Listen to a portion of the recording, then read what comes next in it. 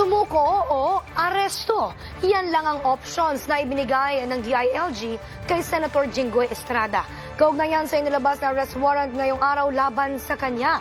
Nakatakda namang imbestigahan ng PNP ang Senate Majority Block. Kaugnay pa rin ang pagtakas ni Senator Bato de la Rosa. Si Ezra Abad nakatutok.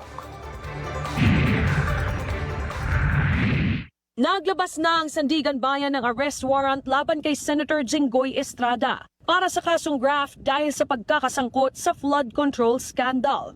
Nagbigay ng dalawang opsyon ang Department of the Interior and Local Government kay Senator Jinggoy Estrada. Nag-usap kami kahapon, lumayad ko siya.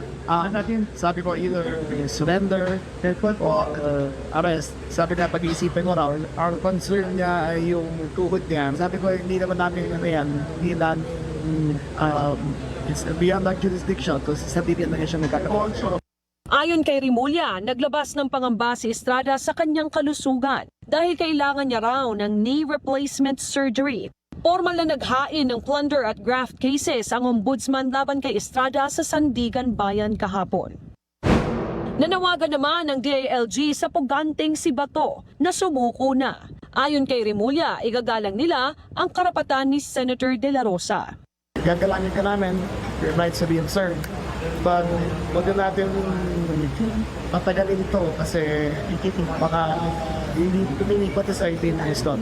So, mabuti na mag-surrender ka na. We will treat you as an officer and a gentleman and we will follow all due process. Sinabi naman ng Philippine National Police na iimbestigahan ng Senate Majority Block kaugnay ng pagtakas ni Senator Bato de la Rosa.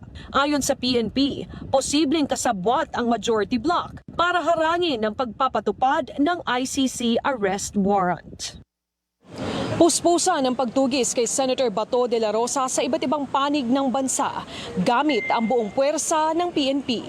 Sa ngayon, nananatiling nakatutok ang publiko sa magiging resulta ng investigasyon at pagtugis. Ezra Abad, IBC News.